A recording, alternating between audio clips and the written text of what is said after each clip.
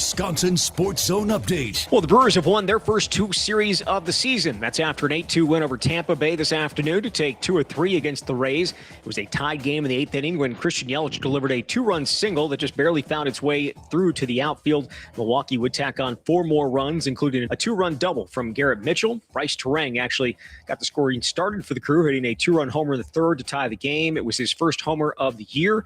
Yelich and Mitchell each had a pair of hits for Milwaukee. Brewers got a solid effort from Jacob Mizbrowski, and his start gave up a 2-run homer in the 3rd, but ended up going 6 innings, allowing those 2 runs on 4 hits while striking out 7. Aaron Ashby got the win by pitching a scoreless 8th inning. Milwaukee improved to 5-1 on the year. Will now get ready to hit the road for the first time as they head to Kansas City to open a series against the Royals starting on Friday. Meanwhile, the Bucs are in Houston. It's where they're going to take on the Rockets tonight in the second game of a back-to-back. Tip is at 7.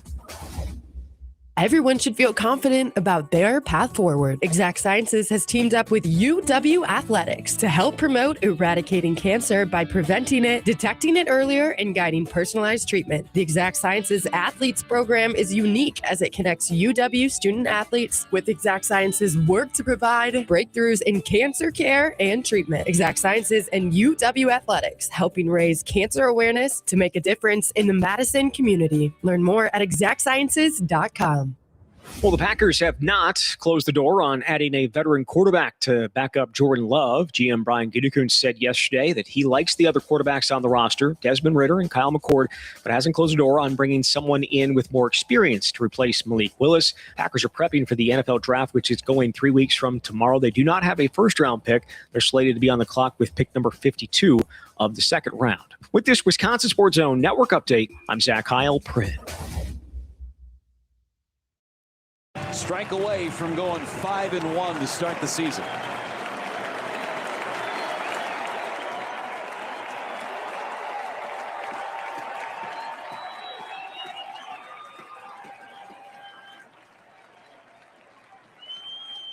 Struck him out. Ball game over, and the Brewers take the series over the Rays. They finished the first 6 games at home, 5-1. Big 8th inning, and they win it 8-2 over Tampa. The Brewers have certainly controlled the back half of games, right? 6th inning and on, the bullpen outstanding. The Brewers able to get to the opposing bullpens. How about Mizbrowski? Another really good start here today. And the offense just keeps clicking along. Watt, stop me if you heard this before. Getting great starting pitching, solid bullpen, great bullpen work for 3 innings, and a crooked number late in the game. And the Brewers go ahead and take the series against the Rays, now 5-1. This is where Wisconsin gathers to talk sports. Packers, Brewers, Badgers, Bucks. The Wisco Sports Show is on the air. Now, here's your host, Grant Bills. Brewers beat the Rays today. They win the series, so we have that to talk about. We also can talk about last night's win as well. In the last, 18, 19 hours since we've talked on the show, the Brewers have won twice, won the series. They're 5-1, as you just heard Vinny Rottino. Little audio from the postgame. So that's where we will begin tonight. My name is Grant Bills. It's the Wisco Sports Show. You heard that in the intro. You can always watch the show if you'd like. It is simulcast on video because in 2026, it's not enough to just do a radio show. You got to stream it everywhere. And then ideally, once the show is done, you got to cut a bunch of clips so you can put those shorts out on YouTube and Instagram and TikTok to make sure, if I couldn't catch the full show, can I get the little digestible bits? So I understand. I'm trying. It's available in a lot of places. Download that Wisco Sports Zone app. And you can watch not just this show, but Bill's show. You can watch Ebo's show. You can watch The Camp and The Swing with Zach and Jesse, and all of our podcasts are available on that app as well. Not to mention, that's where all of our Midwest family stations, the parent company that I work for, the flagship company or the flagship station, WOZN. You can listen to all the affiliates. So if you're a Dan Casper man, you can listen to Sports Talk 105.1 in the morning. If you're a WK2I listener, you can listen to that station on the app. You can switch back and forth between all the different stations that carry our programs as well. So download that app. But the show also does stream on YouTube. I would appreciate a subscription. And on my Twitter, at Wisco Grant. If I may just put the me in media just for a moment here. Today couldn't have worked out any better for me and for you because you're consuming the show. So when I win and things are going well here, I'd like to think that's passed along to you. If I can put the me in media, the Brewers won. The game ended around 3:30.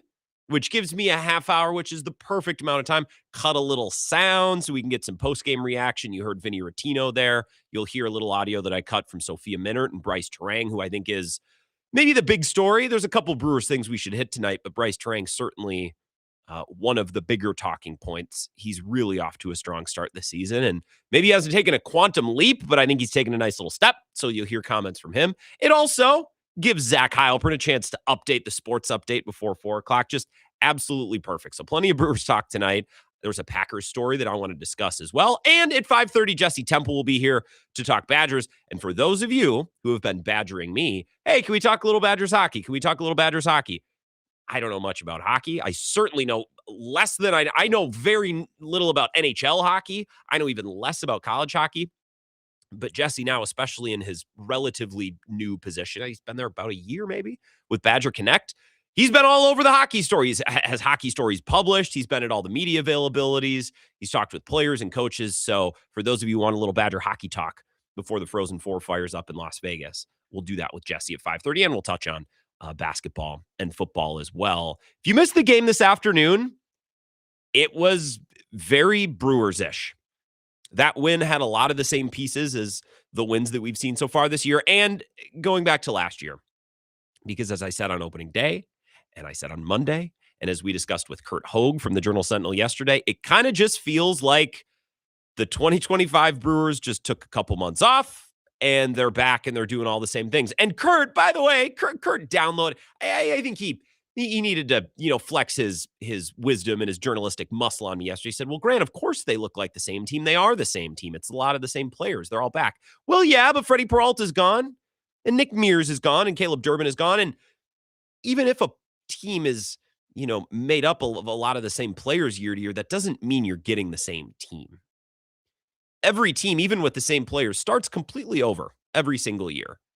So it's not a given for me that a successful team one year, if they retain all of their core pieces and their manager, just wakes up on opening day the next year and looks like the exact same team. I don't think that's a given, and I don't think that's what Kurt was saying yesterday either.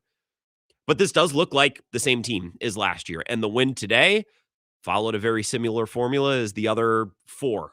The 3 against the White Sox and then last night's win over the Rays have. They fell behind early because their starting pitcher, who pitched very well, gave up 1 home run. Mizorowski, it was a 2-run home run, not a solo shot. The Brewers bullpen did a very good job, and the offense kept picking away, knocking on the door, picking away, trying to put a little pressure until eventually they broke through and the dam broke. And the Brewers, I believe, scored 8 runs in the 8th inning. Yes. So today's game felt a very similar, if not almost identical, to most of their wins so far this season. And again, even going back to last season, I thought Mizorowski looked better today than he did on opening day. And I know on opening day, he had a dozen strikeouts. Mizorowski only had 7 today. Now, this game was a little interesting, again, if you didn't see it, because in the second inning, I think with 2 outs in the top of the second, CB Buckner, who was behind home plate, took a line drive, a foul ball right off the beak, like a direct shot straight in the head. And I assume if he's not concussed, they're probably worried that he's concussed. He probably banged his nose. That's probably not going to feel great in the morning. Maybe a black eye. Hopefully nothing's broken. Hopefully he's not concussed. But he couldn't keep going. So they had to get him out of there and then reshuffle the umpires, which, and I wouldn't have thought about this, I wouldn't have considered this, takes a minute because it's not like another umpire can just kick behind home plate. They got to go put all the gear on. They got to go put the headset on, I think, or the little earpiece that allows them to communicate with New York. They got to go put the padding on, which might mean a different shirt. I'm going to go drop the jacket. I'm going to go, maybe it's a different belt. I don't know. So there was some equipment holdover. It felt like, I don't know, a 10-minute break. Maybe it was a little bit longer than 10 minutes. I think it was at least 10 minutes, which in the middle of an inning is something you feel. So Mizorowski's just kind of standing out there, and the players who are playing the field for the Brewers are just standing out there. And you even noticed Drew Rasmussen, former Brewer who started for the Rays today in the dugout, kind of walking back and forth, kind of spinning his arm, doing some of the arm workouts. He was doing the right angle like flap that sometimes I'll do in the weight room in between reps, because you don't just want to stand there looking like an idiot and you don't want to scroll on your phone. You got to do in between reps. You got to do something. So I'll always do this like a baseball pitcher. So he's in the dugout trying to stay warm. Mizorowski ended up with a really good start. He went 6 innings, and that was aided by, I think, what was like a 7 or 8 pitch, 4th or 5th. He got 3, I think he got a grounder and 2 flyouts really quickly. So that one really short inning allowed him to go 6 in what was feeling like it was probably going to be just a 5-inning start. I don't know how that delay affected Mizorowski. In the big picture at the end of the game, it would seem it didn't impact him much. I don't know how it impacted Rasmussen. Rasmussen looked really good until the Brewers eventually broke through against him. He went 5 full innings. That delay, I'm going to be thinking about that the rest of the day, because I thought before CB Buckner took it off the honker and had to leave and there was a 10, let's say 12-minute delay, something like that, Mizorowski looked friggin' dialed. Like he looked like the version of himself that we saw at times last summer when just no one could touch him. I think through 2 outs in the second, he had 5 strikeouts. And then when they resumed play, I think he walked a guy and then gave up a hit and then got an out and then cleared the frame and moved on. And he was pretty good the rest of the way. So I'm not saying, well, he would have gone 8 scoreless and he would have pitched a no-hitter. I don't know that his start would have been that different, but he did look awesome in the first and into the second until there was a delay. And then even after that, he still looked pretty good. And going 6 innings, that's a great outcome. And 7 strikeouts is nothing to shake a stick at. It's just in 2026, when pitchers throw harder than ever before and strike out more guys than ever before, especially again, because Mizorowski struck out 12 guys on opening day. 7 doesn't seem all that great. Still pretty good. But I think the delay maybe threw a little bit of a hiccup into his rhythm. I think probably the same for Rasmussen as well, even though their final lines both looked pretty darn good. But Mizorowski gave up the 2-run home run. And then Bryce Terang answered either in the bottom of that inning or the bottom of the next with the 2-run home run. Let's talk about Bryce Terang for a couple of minutes, because I think so far through 2 series, Bryce Terang is one of the bigger stories of this Brewers season. It's not like he's come out of nowhere to be awesome. He was maybe their best hitter for long stretches in August and into September last year. Especially we saw the power. He had 10 home runs, I believe, in the month of August last season. Bryce Terang is such a funny player because he was such an offensive zero when he first came up, which I think was in 2022. I think that was the year that Frelick and Terang both came up. I think Terang was up at the beginning of the year. Frelick came up and made his debut, that game was the balls, but that was later on in the summer. Terang was such an offensive zero his first year, and he started in such just a nothing spot as a hitter that any sort of improvement at any point in his career has felt significant. He took that quantum leap that Murph talked about from year 1 to year 2. And then I think last year, he took another leap that became really pronounced down the stretch. And now I think we've seen him take another leap too. And maybe leap isn't the right word. I think we've just seen him get incrementally better, little by little, every season, which I think is one of the more impressive things an athlete can do. We see this maybe in the NBA more often than in baseball. We talk about this in the NBA, and we talked about this with Giannis for a long time, not to cross sports, but the big picture concept of a player breaking out versus a player who just takes a step and gets a little better at everything every year. I think in year 2, it felt like Bryce Terang took a quantum leap because he was such a nothing on offense his first year. So anything that he provided in year 2 felt like, he broke out. Well, no, he just took a step. And then in year 3, he took a step. Last summer, we saw him take a step, and it was mostly pronounced because the power really showed up late in the season. I think the power was there throughout the season. We just really saw it become obvious, and it really jumped off the screen, late in the season in August. And I think so far this year, his swing is so easy. Hunter Baumgart pointed this out, covers the Brewers. My buddy from UWL, used to work with him at WKTY. Now he's been covering the Brewers for the game and now Fox Sports in Milwaukee. He does the Brewers, the On Deck show, the pregame show. He's really good. He's been on you should follow him if you don't. But he tweeted something today along the lines of it just looks so easy for Terang. When Frelick hits a home run, God love him, Although I don't think he probably wouldn't tell you he's off to a great start offensively this year. But when Frelick hits a home run, it looks like he's putting his back into it. It looks like he's trying to chop down a tree in one swing. He's got a very violent, very aggressive, kind of torquey swing. Turang, it's just smooth. It's like he's swinging a sword through the air. And the home run that he hit today was an opposite field shot. It didn't look like anything crazy off the bat. Again, when Frelick hits a home run, like the ball explodes off the bat because Frelick's swinging out of his ass because he kind of has to. Turang, it's just so smooth. He's almost guiding the ball to the opposite field. And with Chourio out and with Vaughn out, lacking a little punch in the lineup. And Frelick, again, has not been awesome. I'm not looking at Sal Frelick to hit 22 home runs this season, but he hasn't really even been doing his Sal Frelick type role all that well. He had a bad day today, including a really tough at bat with a couple of guys on where he just popped it straight up. And he looked frustrated afterwards. So maybe he's pressing just a bit. He's getting on base okay. He's doing some other things, but Frelick has not been awesome. And in the absence of Chourio and Vaughn, they've needed a little extra here and there. Yelich had a big-time hit today with the bases loaded. He was the one who broke the tie. Obviously had that massive home run on Sunday. Contreras had a 2-run homer the other day. Contreras has pitched in here and there and been pretty good too. He's hit the ball. He's pissed on a couple of balls too that have just gone right to the third baseman. Now, I'm not going to completely and totally chalk that up to batted ball luck because the issue with William Contreras, basically his whole career, it's not hitting the ball hard. He's always hit the hell out of the ball. It's elevating it. So when you hit the ball 103 off the bat, but you hit it on a line and it goes right to a fielder, I guess I'm not going to be like, oh, how does he get that unlucky?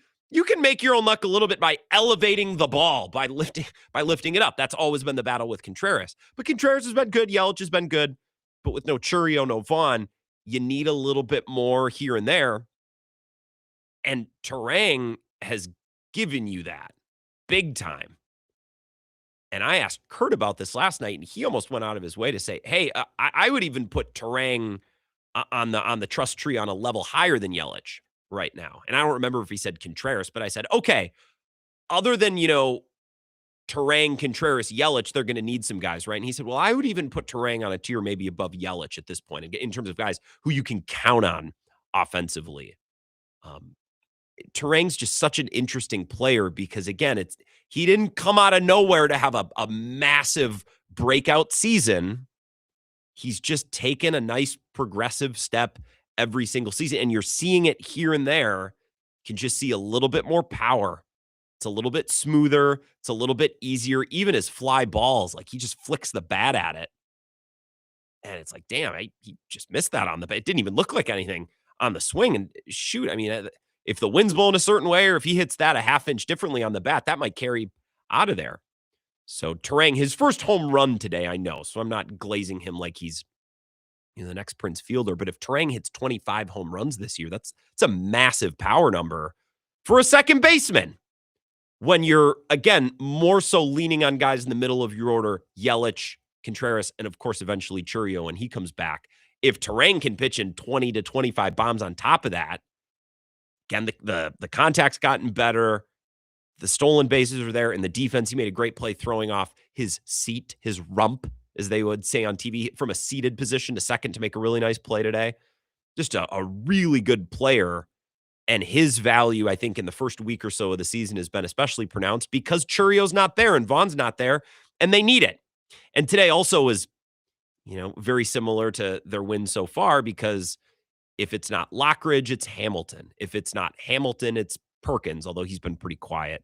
And if it's not Perkins, it's Garrett Mitchell, who hit one at 112 today. I'm like, Jesus H, man. Like he screamed one past the first baseman for 2 additional runs. The difference in the 8th inning between scoring 3 runs and scoring 6 is, well, now we don't have to use McGill. He can get another night off. We don't have to use Uribe or Zerpa, who pitched last night. Now we can bring in the trash man, DL Hall, and he can hit a guy and walk a guy, and it doesn't matter. And he will because he's DL Hall. He's the trash man. 608-321-1670. Yeah, Brewers thoughts. We can continue to discuss all of this, kind of pick over the Rays series. Big picture. Obviously, we're going to talk about last night, too. what a hilarious sequence with C.B. Buckner. Hopefully he's okay after taking one off the noggin today. Chad Fairchild taking over behind home plate, who umped a really good game. Imagine that. Most umpires are pretty good. For all the talk about it, these umpires suck. Thank God for ABS. At the home plate, I'm pretty good today. Imagine that. 608-321-1670. Your Brewers phone calls next. This is the Wisco Sports Show with Grant Bills on the Wisconsin Sports Zone Radio Network.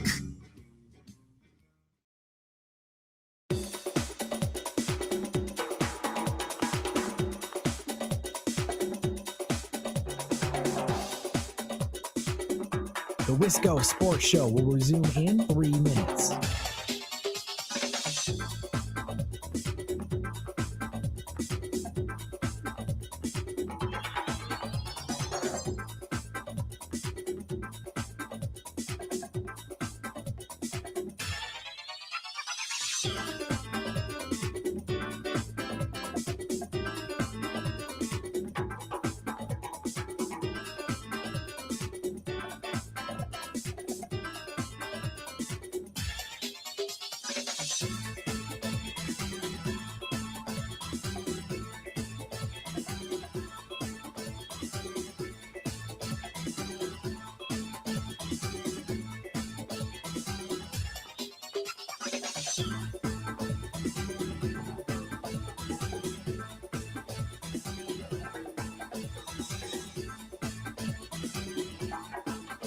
The Wisco Sports Show will resume in 2 minutes.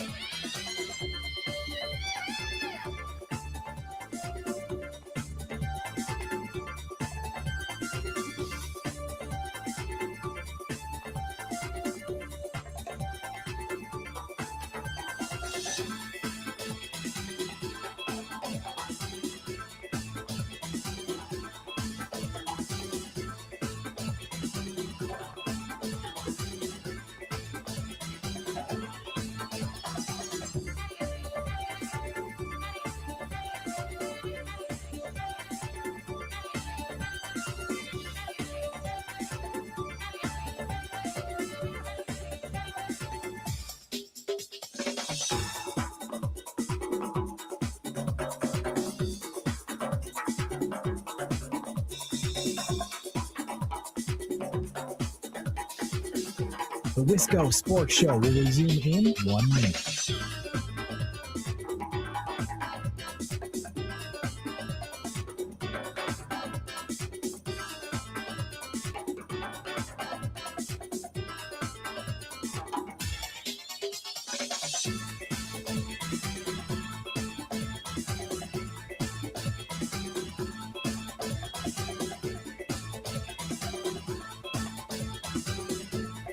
The Wisco Sports Show will resume in 30 seconds.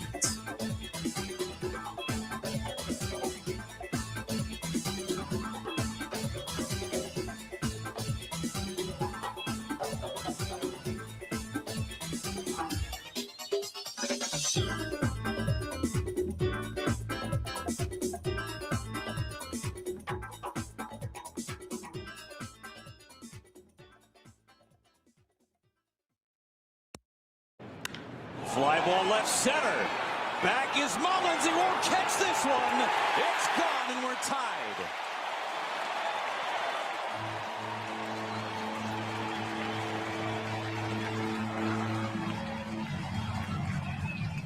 First of the year for Bryce Terang, and that was a nuke.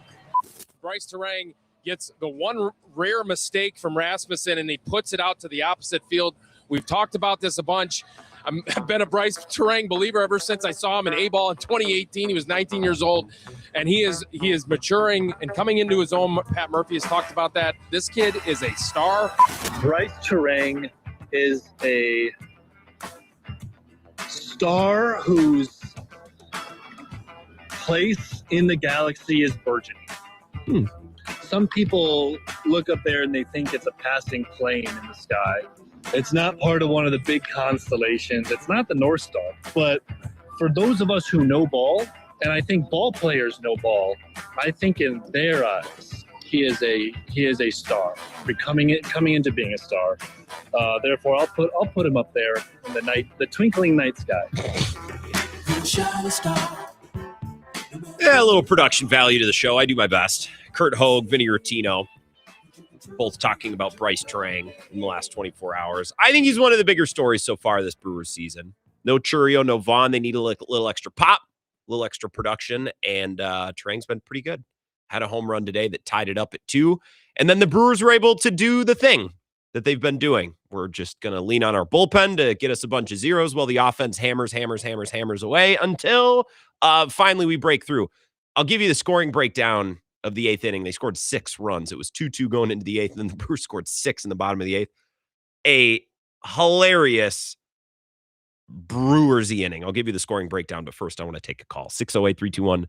Wisco Sports Show. Who's this?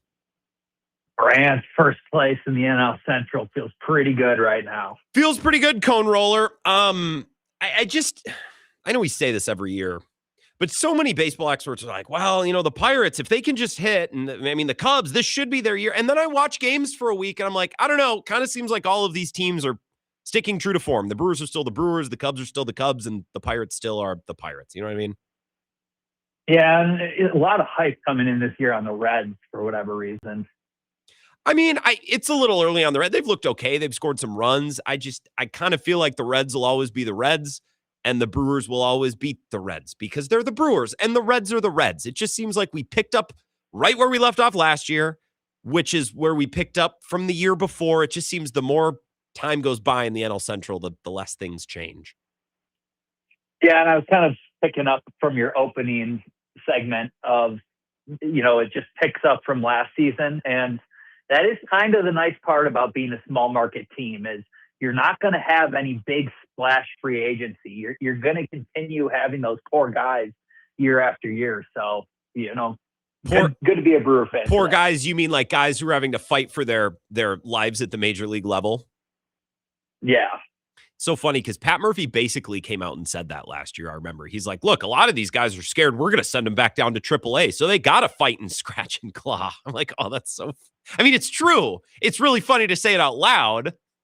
No, I'm not saying he's wrong. It's just kind of funny to admit it. Like, look, we just keep a AAA gun to the back of Caleb Durbin and to Joey Ortiz. It's like you play good defense and you run the bases, buddy. Otherwise, we'll ship you to Nashville.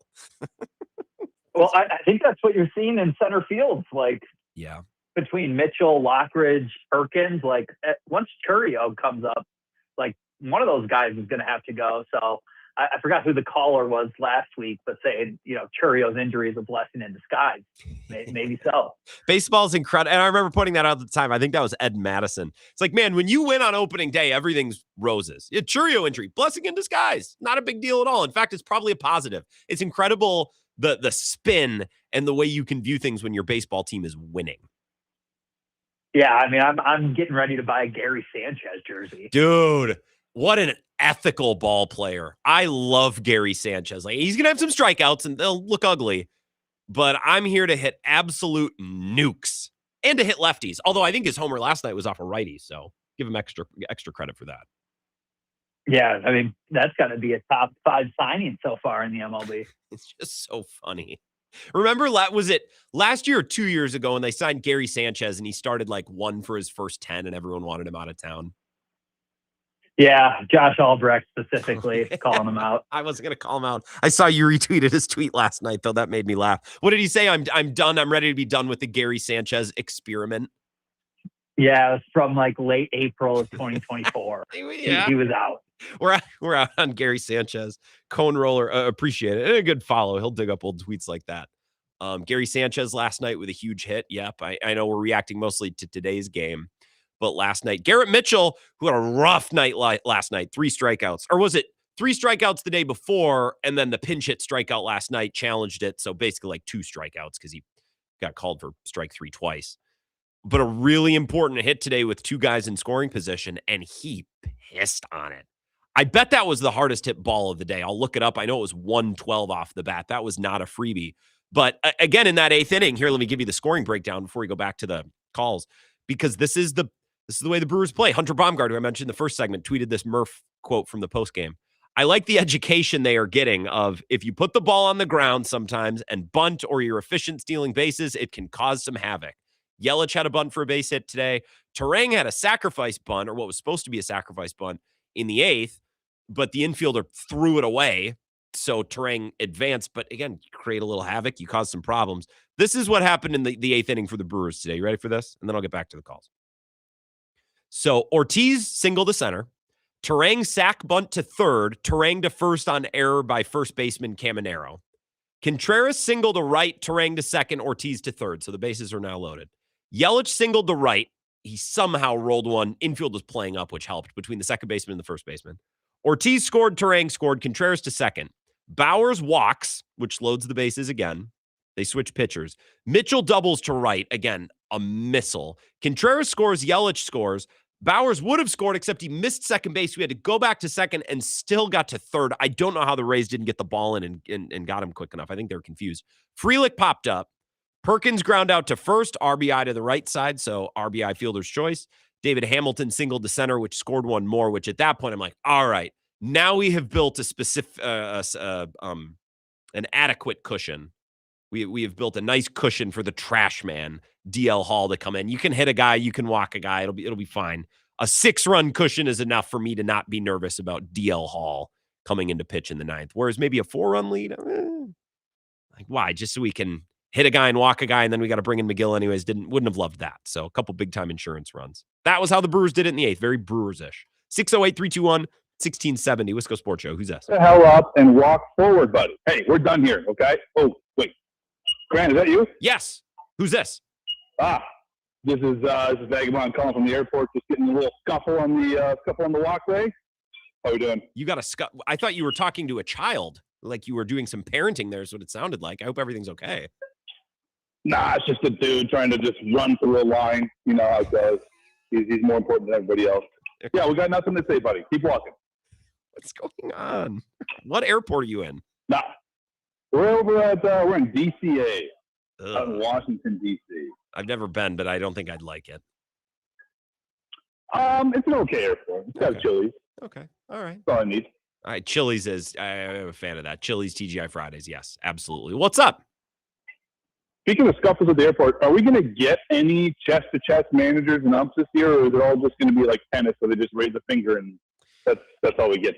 I feel like at some point we will. Yeah, it'll be more limited. I also just don't think you have managers that are as pissy anymore. Like you don't have Lou Piniella or Charlie Manuel. You just don't have as many of those guys anymore. On top of the rules being different. That's a good take. Like we're through the era of like fiery managers, so now is the time to add some AI because like we didn't have it anyways, like we used to. Is That's a good point. Yeah, probably. Like I guess I don't know how ABS would have affected the era where you do have managers that are getting thrown out all the time. Ron Gardenhire, another one, seemed like he got kicked out a lot when I was growing up.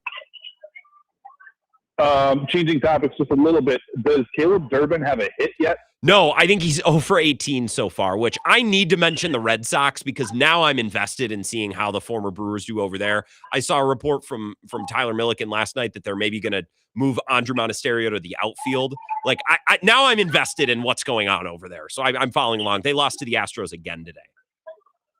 I just love that, midsummer, a couple weeks back, free agents, what the hell are the Brewers going to do? I guess midwinter, rather. Got my seasons mixed up. What the hell are the Brewers going to do to replace third base? And you have Caleb Durbin starting 0 for 18, and you have this random dude at third base that's just 3 inches taller. But I tell you what, if there's one thing we all know, 3 inches can make all the difference. Great on defense, banging a couple runs in. I think the Brewers are pretty set, Rand. That's all I got. I might have to go fight this guy. All right. Good luck out there on the East Coast, Vagabond John. Can we talk about the Caleb Durbin trade? Can we revisit the Caleb Durbin trade? And I actually think it has very little to do with Caleb Durbin directly, who's off to a putrid start. I almost feel bad for him because, the only reason that the people in Boston, he was up against it. Not the only reason they don't like him. They don't like him because he's not performing so far. But he's not Alex Bregman, and he was never going to be. So, and Red Sox fans were mad that Alex Bregman was allowed to leave because the Red Sox didn't want to pony up. But I want to revisit that trade. I was pissy about it at the time because I'm pissy about everything at first glance. That's just kind of how I operate. And between you and me, it makes for better sports talk radio to have a strong reaction to something. And then if I have to change my opinion, I will. So let's talk about the Caleb Durbin trade coming up next. Red Sox lost again today. He still does not have a hit. I think he's 0 for 18. That trade by Matt Arnold is looking brilliant. be quite honest. So we'll talk about that coming up next. This is the Wisco Sports Show with Grant Bills on the Wisconsin Sports Zone Radio Network.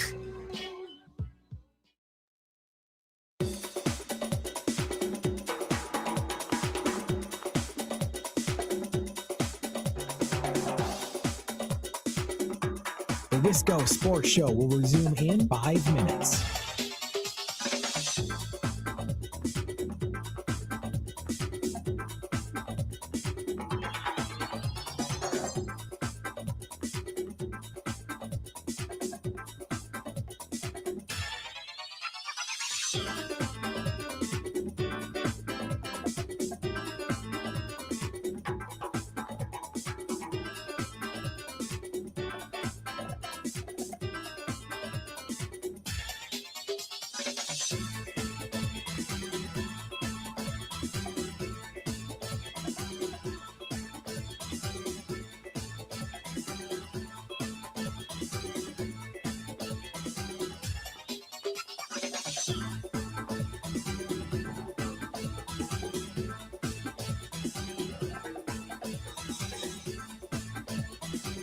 The Wisco Sports Show will resume in 4 minutes.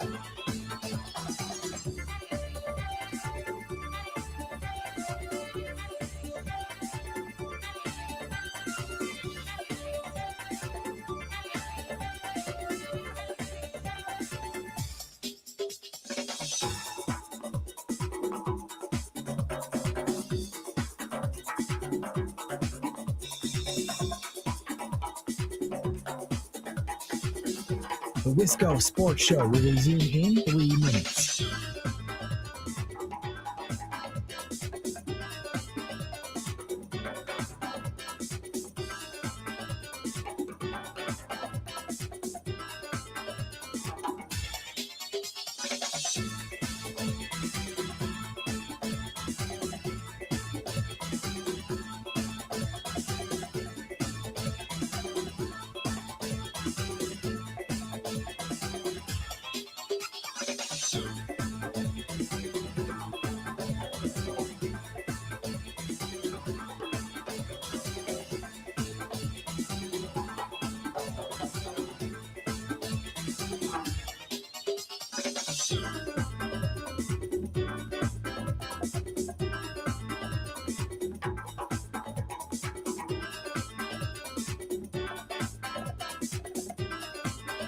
The Wisco Sports Show will resume in 2 minutes.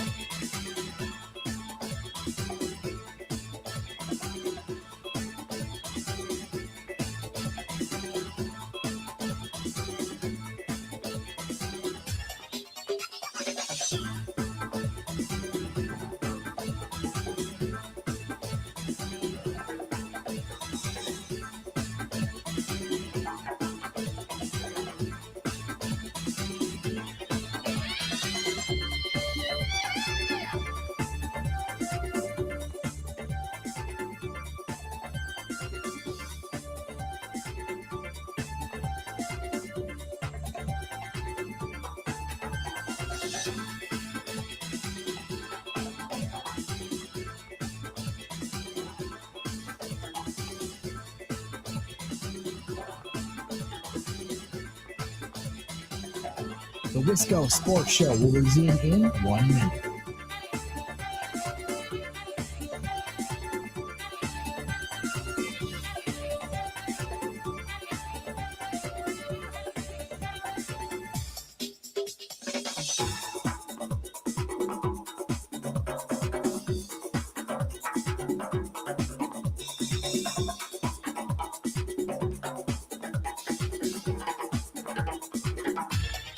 The Wisco Sports Show will resume in 30 seconds.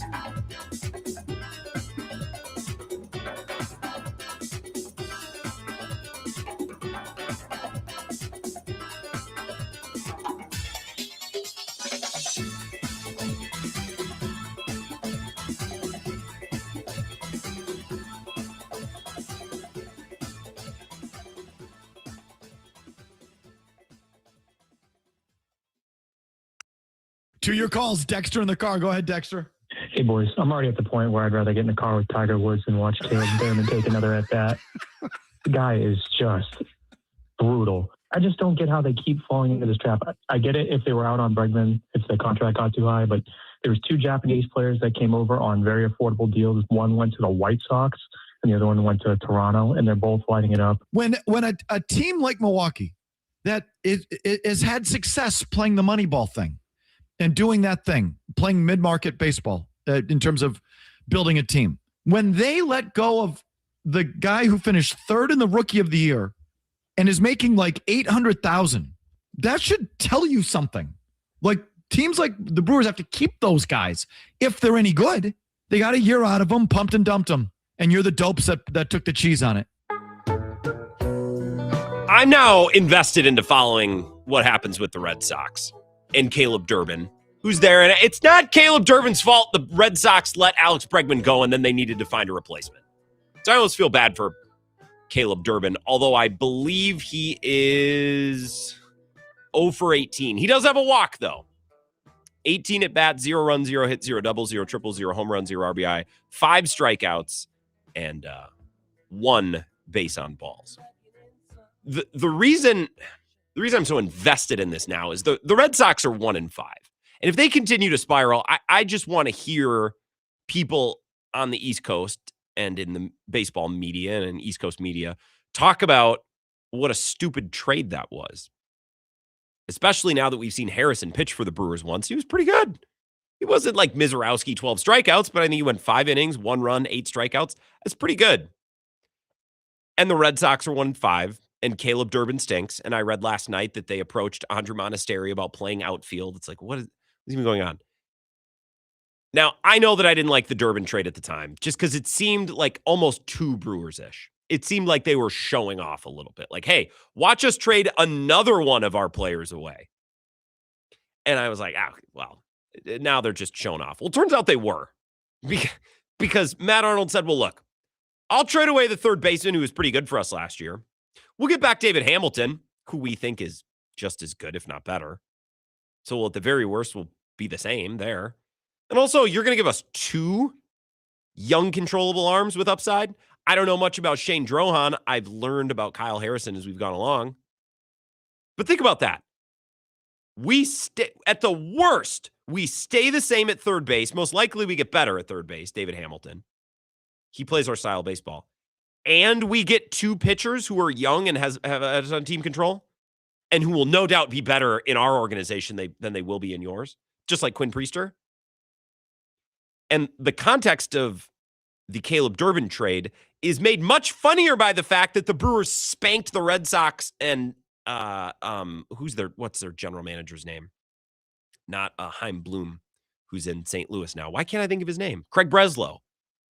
The Caleb Durbin trade is made even funnier by the fact that Matt Arnold already trade spanked Craig Breslow last year with Quinn Priester. And now he's seemingly done it again. But this one's even funnier because last year the Red Sox were like, well, we'll take a prospect. Yofri Rodriguez was not a bad prospect. I heard from some Brewers people, it's like, well, the Brewers aren't as high on him as you'd think. And they gave up the competitive balance pick, which is not nothing. But for the Red Sox, that should be nothing. Dude, go out and pay Alex Bregman for cripe's sake. Teams like the Brewers or the Rays or the Guardians get to brag about we got a competitive balance pick. That's not something the Red Sox should be interested in. So last year, the Red Sox traded away Quinn Priester for prospect capital, basically, which is one thing. It's bad, but I don't think it's that bad. The Red Sox traded away Harrison and Drohan for a player they identified as he's our starting third baseman. We are going to rely on that guy right away. We're not saying in the future this will help us. We're saying no. This is the guy we want, Caleb Durbin. He was a finalist for the Rookie of the Year last year. He'll be great. He'll be just what we need, and he's been terrible so far. David Hamilton made a great play at third today. He made a great play on, was it Saturday or Sunday? It might have been even been on opening day. Running up the third base line, bare hand flip over to first. Like, I've watched him for less than a week.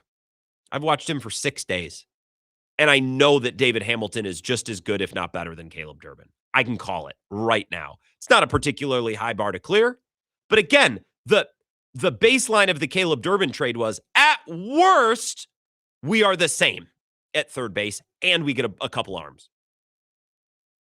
With any luck, we're better at third, and we get a couple of arms. So it's just so funny to me that the year after Matt Arnold trades spanks Craig Breslow and the Red Sox for Quinn Priester, he comes back in the offseason for a heat check. Says, yeah, you want Caleb Durbin? I mean, sure, maybe we do it. We're not just going to give him away. They want Caleb Durbin. They think they can get Caleb Durbin. I mean, yeah, Craig, you're going to have to work with us. We'll probably need an arm. We might need two, but we'll sweeten the pot by giving you sure, yeah, F it, why not? Andrew Monasterio, and we'll give you Siegler too. What the hell? What a stupid trade. This is what happens when a team like the Red Sox, or I'd say the same thing with the Yankees, when one of these big market teams who should just be spending money, they shouldn't be farting around trying to win on the margins. They should just be spending money to win. When they get in the kiddie pool and try to involve themselves in trades with teams like the Brewers or the Rays or the Guardians, you should not trade with these teams, especially when they're trying to sell you something. When Matt Arnold calls you up and said, you know who you guys will love? It's Caleb Durbin. I mean, this guy slaps the hood of the car. This baby's got at least 6 home runs in him this year. Like, come on. And again, as Mike Felger, who's been on the show, said, and you took the cheese that the Brewers were trying to trap you with. You took the cheese. Like, teams like the Brewers have to keep those guys. If they're any good, they got a year out of them, pumped and dumped them. And you're the dopes that took the cheese on it. Craig Breslow and the Red Sox, 1-6. Or 1-5. Cubs won today, so they bounced back. They got shut out last night. You know, I do like Sam Olber, so I listened to the Locked On Cubs podcast a good amount. And he hat-tipped Chuck Freeman the other day. I think it was after Sunday's loss. Describing, so I listened to this Monday morning, describing what the Cubs looked like. And he was like, yeah, Chuck Freeman takes a lot of flack on the internet for always pointing this out. But the Craig Counsell Cubs look lifeless a lot. They just don't have a lot of juice. They don't have a lot of life. So the Cubs got the win today. The Red Sox, who now I'm invested in. I mean, I'm bought into what's going on with the Red Sox. I want to see I want to see this trade play out. Pumped and dumped. Yeah, on the live stream. Yeah, pumped and dumped. And the Red Sox took the cheese. And it's even funnier. Again, I'm pointing out how the layer of last year, the background, the lore of the Quinn Priester trade last year makes this Durbin trade even funnier. Harrison being in the deal is made even funnier by the fact that he was the big piece they got back when they dealt Rafi Devers to the Giants last year. So, like, that was the piece they got back. And they flipped him for who? For Caleb Durbin. Okay. Let's talk a little bit about CB Buckner when we come back. I'll get to your texts as well on the Brewers. I have a Packers thing I want to discuss in hour number 2. And Jesse Temple's going to stop by to talk Badgers hockey and a little football and a little basketball as well. One final segment in the first hour coming right up. Just 3 minutes. A couple quick words from our sponsors. We'll be right back. Don't go anywhere. This is the Wisco Sports Show with Grant Bills on the Wisconsin Sports Zone Radio Network.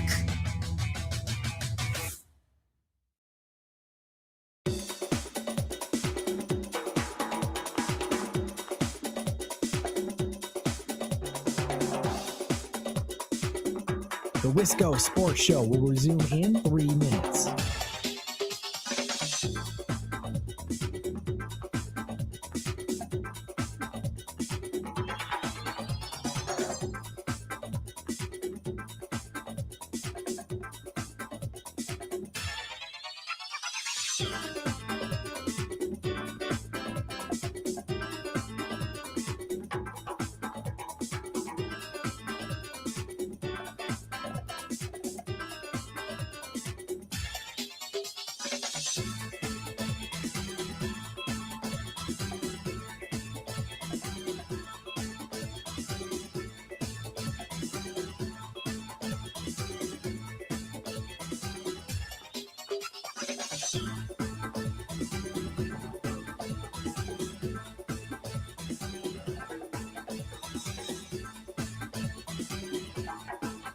The Wisco Sports Show will resume in 2 minutes.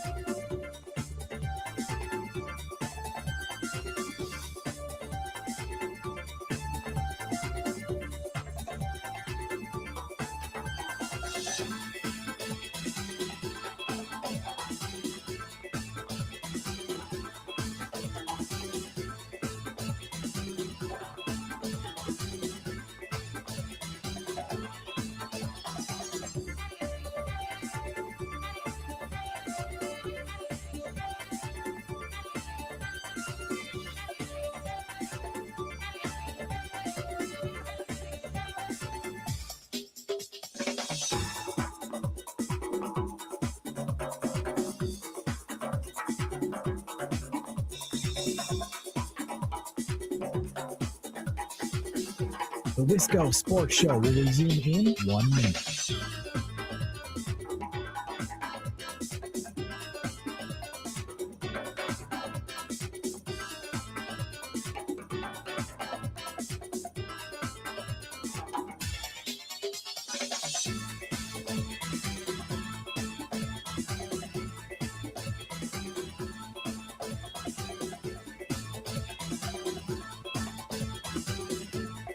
The Wisco Sports Show will resume in 30 seconds.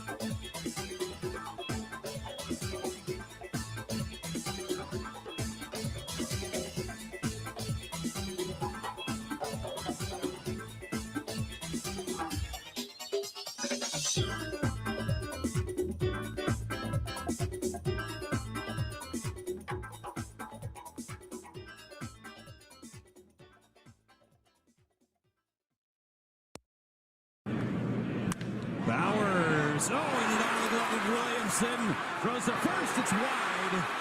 It's backed up by Fortes. That should be a base hit for Bowers. Never did make a move toward second base. So he's safe. Heck of an effort by Williamson at second. Buckner did not touch first base and then was put out. So the call from C.B. Buckner is that Jake Bowers missed first base and then was tagged out. Not that he made a move to second base and was tagged out, that he flat out missed the bag. And I think that is the horrendous call. Where is C.B. Buckner looking? He's not even looking at it. Why would he even say that? C.B. Buckner was not even looking at the play. He stepped right on top of first base. I'm not sure what C.B. Buckner's looking at there. That's ridiculous. Well, I'm really excited for him to have the plate tomorrow. He's safe. Falls over. Milwaukee retains your chance. That's just a waste of time reviewing that. At least review is available so you can get it right. Yeah, no kidding. Everybody laughing at that call. Kevin Cash is laughing. Look at Murph. Those two guys are laughing. I can't wait to see that text chain between those two guys. Yeah. How's last night? CB Buckner. I don't even know. I don't think he was looking at the bag. Maybe he glanced down with his eyes. It looked like he was looking behind home plate and just said, yeah, he didn't touch first. Out. Okay. And incredible scene setting from Jeff Levering. He says, well, I can't wait for this guy to have home plate tomorrow. And CB Buckner, he's just not having a good week. He took a line drive foul ball off the beak in the second inning and was removed. If he's not concussed, he probably, at the very least, got some cobwebs, got a bad headache. So I hope CB feels better.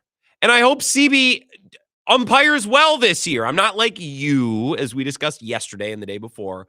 I don't blame all of the issues in my life on officials. I don't just want to rip the umps and the refs because they're idiots and they're screwing my team. I think our society has lost a little respect. Yeah, honestly, you want to know something that I noticed today? Is when CB Buckner took that ball off the mask, you know who immediately spun around and grabbed a hold of him? The catcher. I always think that's a nice thing. There's a certain, we're all on the same team here. We're all out here doing our job. You know, if the umpire ever takes one off the mask, the catcher will always turn around and grab, assist, help. You know, last night after the game, even Pat Murphy was asked about the call made by CB Buckner, and I don't know if Mike included it in the email. Let me take a quick glance. Maybe it's in here. But basically gave a no answer and say, hey, look, we're all, you know, I'm not gonna talk about the job that guy's trying to do. I hope CB Buckner comes back. I hope he has the best umpiring year of his career, because I respect authority figures and I don't blame all of my problems on the refs and on the umps.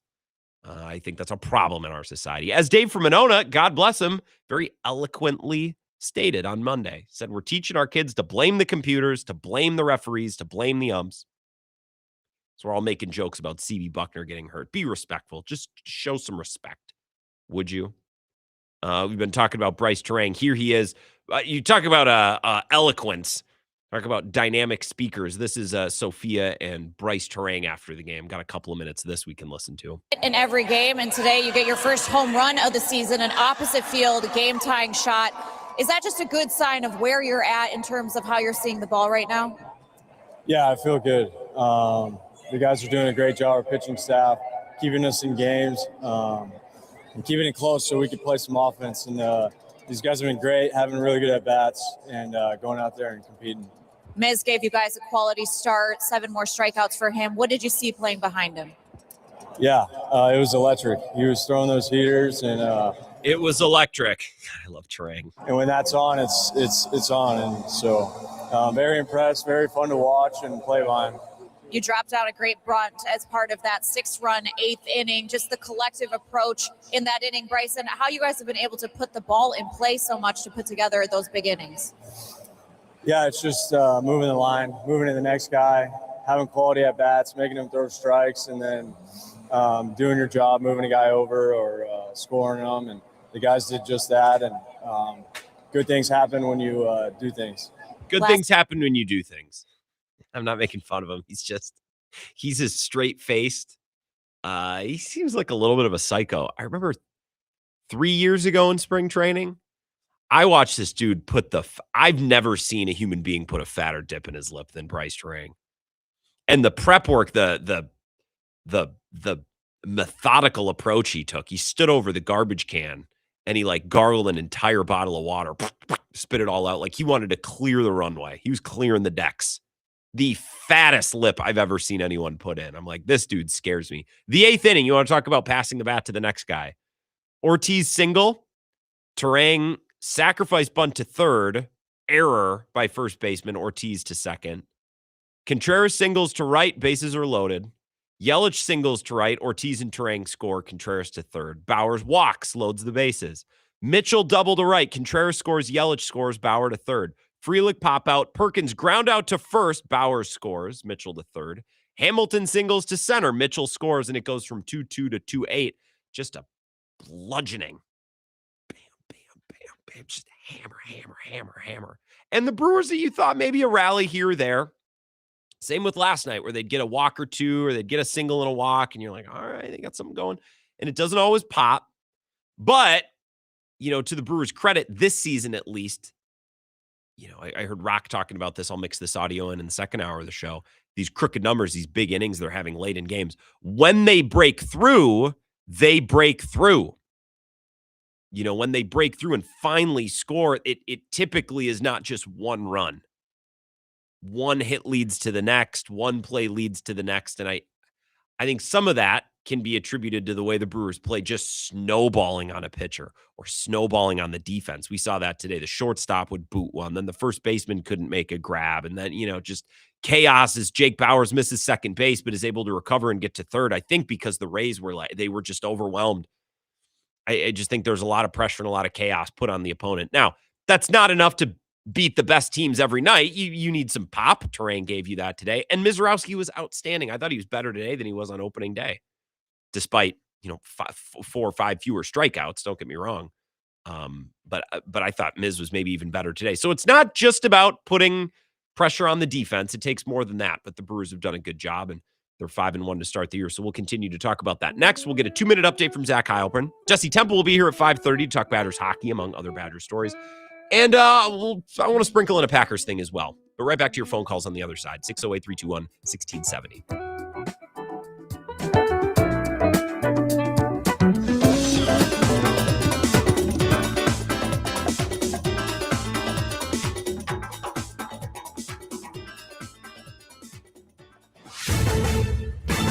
This is a Wisconsin Sports Zone. Well, the Brewers have won their first 2 series of the season. That's for day 2 Tampa Bay.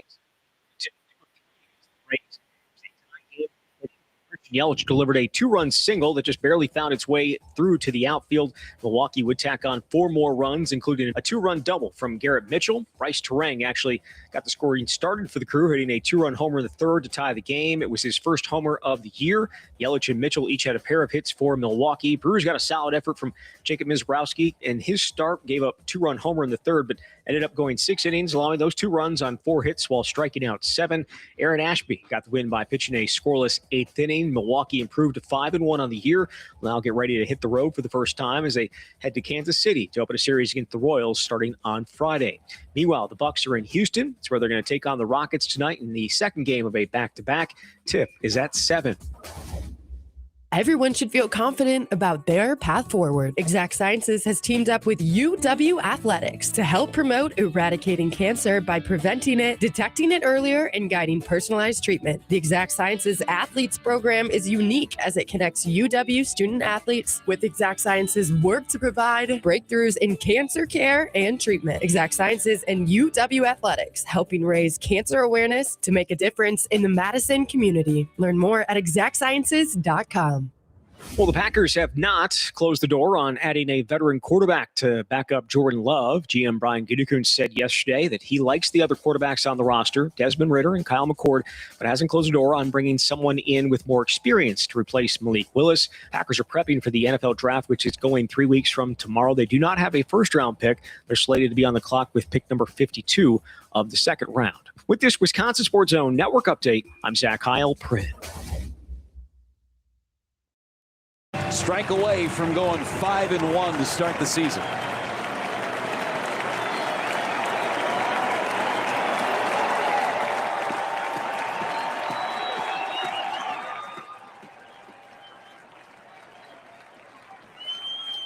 Struck him out.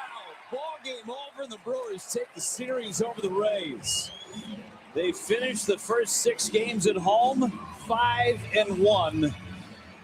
Big 8th inning, and they win it 8-2 over Tampa.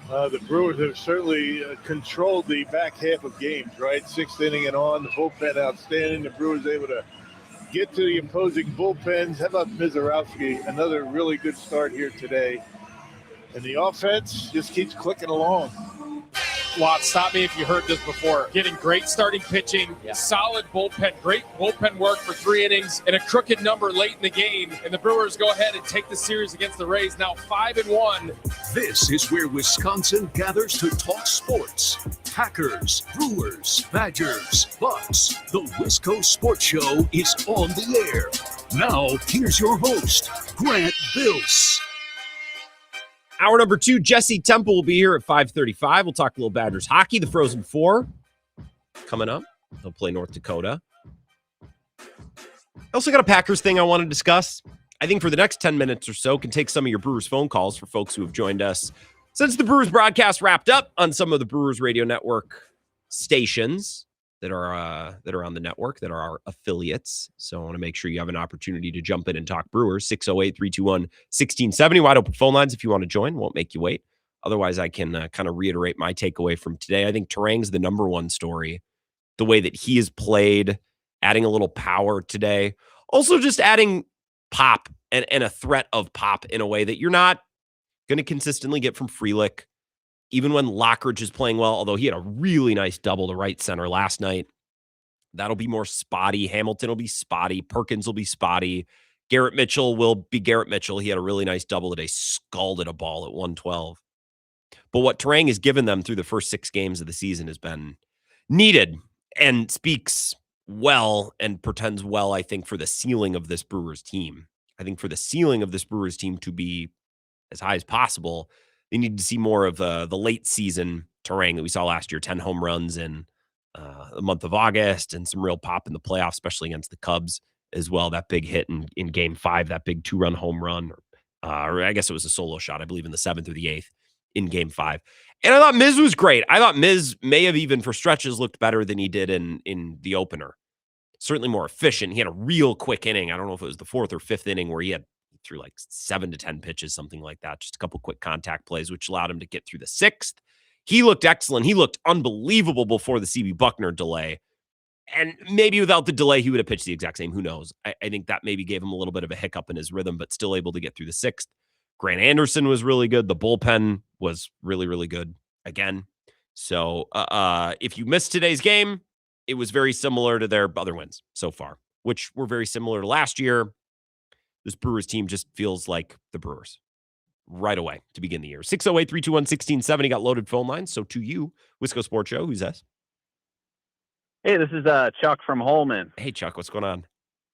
Hey, I wanted to get your thoughts on, you may have just talked about this on another show, but the new Brewers Mets Farm Team City Connect jersey leak, and how that's probably going to be another reason for Mark A to penny pinch when those things don't sell. They just look atrocious. And I know you got the Wisco Sports Show, so maybe you're pumped about that. But you know what's funny is I don't say Wisco. This show is called what it's called because my boss in 2018 was like, I think this is a good name. And I'm like, sure. Because the name of the show is, whatever. But I don't walk around like, I don't hear people going to other parts of the country like, I'm from Wisco. It's not something that people say. Right. But I think with the City Connects, Chuck, they really wanted to make sure, like, it's not just Milwaukee's team, it's Wisconsin's team. So we're going to do blue for the lakes and orange for the deer hunters or whatever. I think that was maybe part of the calculus. I don't know. We'll get a full breakdown, I'm sure, when they become actually public. Right. We got to go back to the fan-submitted designs. That's how we got the legendary ball and glove logo to begin with. So I didn't know that. Anyway, yeah. It was a fan submission when they were looking for the rebrand with the getting rid of the gold M and getting something with more character. And that was I forgot who designed it, but it's Milwaukee legend. Somebody just sent her in, and that's how we got the ball and glove. So I didn't know that. Yeah. Oh, yeah. Thanks for sharing that. Anything else, Chuck? Thanks. No, thank you. I always love listening to you, and go Brew Crew. Thanks, Chuck. Well, go Brewers. Appreciate you listening up in Holman, WK2I, lacrosse affiliate. You know what when you talk about Milwaukee, like and what Milwaukee is, how it's blue, and that's the thing. Like the hone is blue and yellow, and the grills, like the City Connects. I thought those last City Connects were fine. Milwaukee, to me, I want an artist who can figure out how to distill the Streets of Old Milwaukee exhibit, which I don't think is there anymore, but it was at the Milwaukee Public Museum forever. Can we distill that into a jersey? I don't know how. I don't know. I'm not an artist. But to me, like spiritually putting that into a jersey, old Milwaukee, historical Milwaukee would be really cool. I don't know if it's possible. Again, I'm not an artist, so I don't know. But to me, I would love to see that thing distilled in a jersey. The blue and the orange they look a little collegiate, look a little Northwoods League-ish. Well, that's fine. It's a City Connect jersey. I guess who really cares? The grill one I did like that, as tacky as it was. And it certainly catered, no pun intended, slight pun intended, to the tailgate culture coined by Rick Schlesinger. What a boss. But the blue and orange ones are, I don't know. 608-321-1670, Wisco Sports Show. Who's this? Yeah, it's Darnell. Hey, Darnell. What's up? Hey, I think a couple days ago we were talking about if what are the Brewers going to do if their bats go quiet? And I think that if the Brewers bats go quiet once out of every 6 games, I think I'm just going to be okay with that. I think that's perfectly fine. And I think they've really silenced, some doubters that maybe said, oh, well, they just played the White Sox to start the year, so that's why they did so well. I think they're probably just a good team again. Yeah. And again, we're through 6 games. So, Darnell, I can't tell you they're going to win in 95 games. But I'm pretty sure they're good. And I'm pretty sure the things that they were doing last year, they're doing again, and they work. I don't know if that means 89 wins or 92. I don't know. 85. Guys get hurt, and they struggle, and they have a cold stretch. I don't know. But it's so funny to me because in the offseason, we always talk ourselves into this, that, and the other thing. Well, the Pirates, if they can hit, the Cubs, the Cubs, it should be their season. And then I watch all these teams for a week, and it's just a week. I'm like, all these teams kind of look what they always look like. Yeah. I mean, like, they score in such a variety of ways, right? Where I know we kind of got hung up on all the small ball stuff that they did in Murphy ball and all that last year. But, I mean, occasionally they'll hit for power here. I'd say at least more than they did last year to start the season or in the first, couple months of the season. They're slugging a lot more. And obviously, I don't think that they're ever going to extend Terang because I don't think that they have the means for that as in their whatever current makeup. But he's playing himself into a very big contract somewhere right now because his defense is insane, and then he's backing it up with like NL leading numbers right now. Well, Nico Horner just signed 6 years, $141. Appreciate it, Darnell. I don't understand why Bryce Terang would take less than that. And they're slightly different players, but the thing with Nico is makes great contact, plays great defense, great base runner. Okay, well, Bryce Trang's great defense, great base runner, and also hits bombs. And is not a bad contact hitter either. He contacts the ball pretty well, and he's been getting better at that. So I think Bryce Turang, we had someone who texted Bill's show the other day, and it's like, should they do the early Cheerio extension with Turang? It's like, well, we're a little late on that. I think he's priced himself out. I think the Brewers would have had to do it 2 years ago. And if they had done it 2 years ago, I don't know that many Brewers fans would have liked it, because the version of Bryce Turang we're seeing 2 years ago isn't exactly the version we're seeing now. 608-321-1670, Wisco Sports Show. Who's this? Oh, yeah, and by the way, Darnell, more power. I would expect that as well, because Turang's pitching in more. I think Churio's going to continue to get better, and I think Contreras with a non-broken hand should be able to pitch in more power than he has in the past. All right, so I didn't want to skip over that. Wisco Sports Show. Who's this? Didn't want to sit through that extra comment. Call back if you dropped off or I fat-fingered you. Sorry about that. Here's a little bit from Rock. I cut a lot of game audio, so I'll just start to empty the clip here. Rock with a little bit of a summary of how well the bullpen has gone and pitched and how well the offense has played, especially in the second half of a lot of these games. A couple of solo homers is all. Yeah, I was going to wait till after the game to drop this on you. After the sixth inning and after, Brewers have scored 25 runs this year and have allowed only 3. That's good work. Yeah, that's good offense and good bullpen work.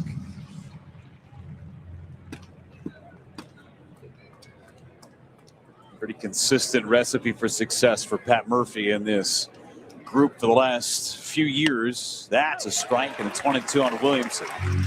Play good defense, pitch the ball well, timely hitting, and the Brewers have done that to a T this year. Speaking about defense, by the way, I saw Hunter Baumgart again tweeting in the last 20 minutes. The Brewers have not committed an error so far this season. Said that as a franchise record. The previous record was 5 games to start a season in 2000. So 6 games without an error. The Rays kicked the ball around a little bit today. And I don't know that the Brewers would have lost had the Rays played better defense, but maybe it's closer. Maybe it's a 1 or a 2-run game into the 9th instead of a 6-run game. And we're seeing McGill or Uribe instead of the trash man, DL Hall. Wisco Sports Show. Who's this? Well, things ain't always what they seem. So wake up, Grant. It's Mad Max in the tunnels under Racine. Mad Max in the tunnels under Racine. What a great couple of days. Just down up north of the tunnels. The tunnels, of course, progressed to the ball yard, I know, and under 94. But what a great day. A couple great days for the Brewers. Yeah, it has been. I mean, this is a fun team. Picked up right where they left off. It seems like from last year, and it's just and just that's the thing. They're just fun. I don't know how people can say baseball is boring just when they watch Brewers games and just see the style of baseball that they play. And we've had some boring Brewers teams in the past. Like I think back to like some of the late council teams, and it just 2022 exciting. You know, yeah, 2022 especially. It's just I was kind of losing my love for baseball watching that slog of a season, but I just like the style that they play, and I think it's baseball at its best, honestly. I think so. It's a great product, and they win. So it's not like it's gimmicky. They win. It's entertaining. I want to see guys put the ball in play and then run around the bases. That's electric. And home runs are fun, but like I think the Cubs in some of these games so far this year, and it was late stage counsel. That's something we need to not trademark that, but I'm going to say that late stage counsel with the Brewers was just a bunch of guys sitting around waiting to hit a home run, and it's boring. And in 2022, the game was a little different than it is now, so that wasn't just a Brewers problem. But you're absolutely right about that 2022 team. Yeah, and it's kind of funny. Just I was talking to Ebo about the ABS this morning before I changed the topic to the Nephilim and the human alien hybrids. But it's just kind of funny how you guys have the opposite stance on this, where you're like, you know, let's respect the authority, let's respect the umpires. Where Ebo's just like, no, I love this. We got to stick it to the man. Which I'm more on your side for this. Like, cause I totally get Ebo's sentiments, but I'm just like, this isn't the satanic cabal underneath the Racine tunnels that can in our media and our entertainment. These are just dudes calling balls and strikes in baseball games. So I'm more on your side with it. And just the problem is just there's a few umpires like CB Buckner, Angel Hernandez, and a few others. The reason we got to the point where we needed the ABS is just because is just because the unions enabled their, like the bottom 5% of their employees to continue to do a bad job without, not allowing them to get reprimanded. And now it just, and then it just kind of brought shame on their whole profession. Because most umpires, when they screw up, it's like it's within a reasonable margin of error, and the frequency is a little lower than the worst performers. But I think it's just the failure to do anything about the worst performers just kind of had this effect that caused this unnecessary change. Well, and that's the thing, man. Like, I just think umpire discussions have gone a little overboard, where it's like, we got to do something about these terrible. I mean, they're the worst. It's like, no, it's mostly just CB Buckner, man. Like, that's really it. Like, Angel Hernandez ain't here anymore. And I really just think it's CB Buckner. I think if you take him out, as it happened today, not to joke, I hope he's okay, like, the rest of them are pretty good. And they can have a bad night. They can have a bad moment. But the ABS should take care of that. It's like so many baseball fans just want to see these guys publicly tarred and feathered. I'm like, I think you got it pretty good. And now with this ABS system, Mad Max, they're asking him not just to call balls and strikes, but the zone is fitted now for height. So it's like 17% of the body. Like, it's different for everybody. And it's, I don't know. I think on balance, these umps do a pretty good job. I just think we're wasting our time when these guys are challenging calls and they're getting overturned when it's like 1 millimeter outside the strike zone. It's like, come on, what are we even doing here? Like, this stuff should be used to fix obviously bad calls, not when we're just literally splitting hairs. Yeah, or in the 9th inning. And I get it because, like, well, Grant, what if the bases are loaded in the, in the 3rd and it's a huge moment? So I get it. You get a couple challenges a game. I just don't want, as I said on Monday, to get to the point where we keep expanding. It's like, well, now we need to add an extra challenge here. And it's like, no. You get 2 and use them judiciously, which the Brewers have. Like, I think they've had opportunities early in some of these games to challenge pitches, and they just haven't, which I kind of like. I'm a big fan of that, actually.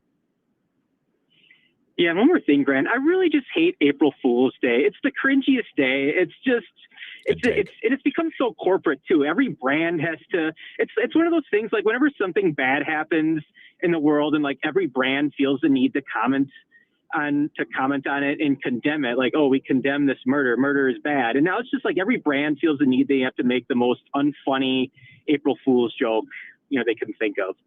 So I'm with you, Mad Max. I appreciate the call. I think April Fool's, like many things, has just been ruined by corporations. And I think also, I think this problem was created because, first, all the corporations decided they needed to create content. It's like, if we are a brand of any kind, we can't just make clothes. We can't just sell vegetables. We can't just be a retail store. We also need to have content, which is reasonable enough. We should post updates and graphics to let people know about sales and our products. But oh no, we don't just stop there. We need to have a TikTok, and we need to have a content team, and they need to make funny skits and do funny videos in our stores that mirror trends going on in real life, which nobody needs. Nobody needs. But, you got to get the social media people to have jobs. Okay, fine.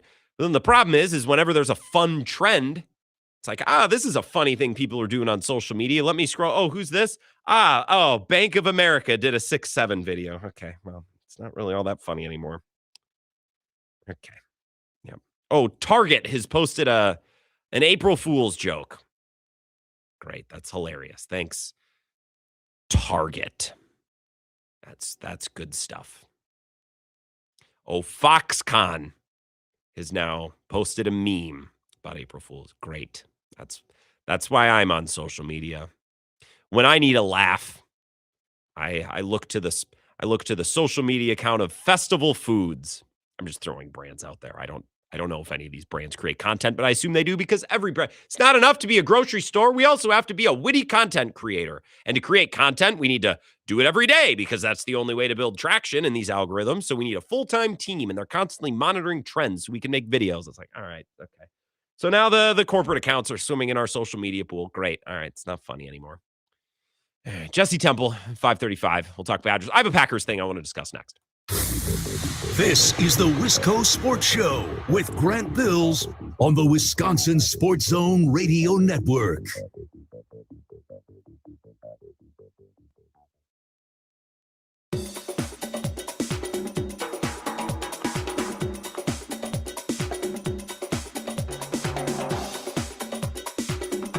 The Wisco Sports Show will resume in 3 minutes.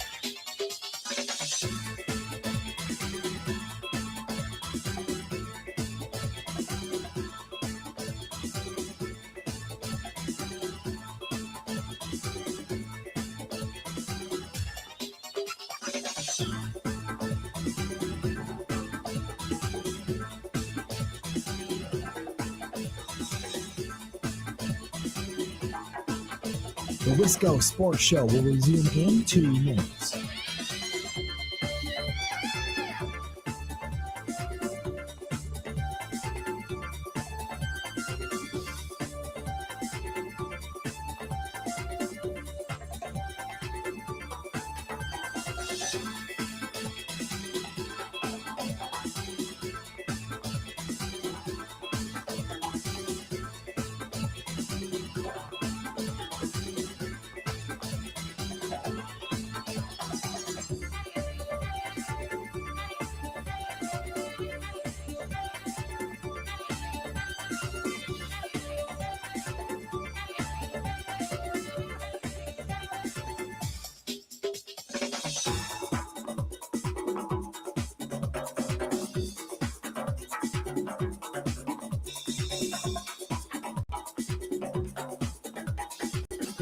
The Wisco Sports Show will resume in 1 minute.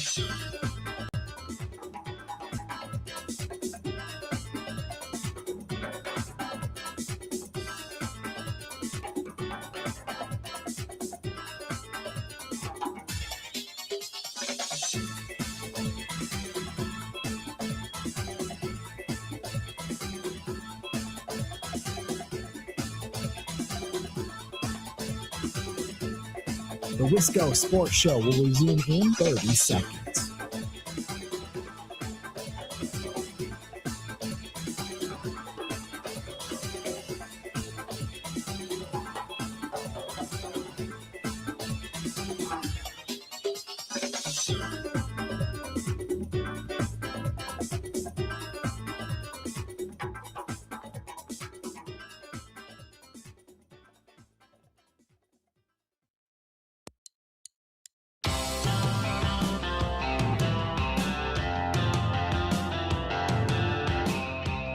Wisco Sports Show, Jesse Temple be here in about 10 minutes. We'll talk Badgers hockey in advance of the Frozen Four.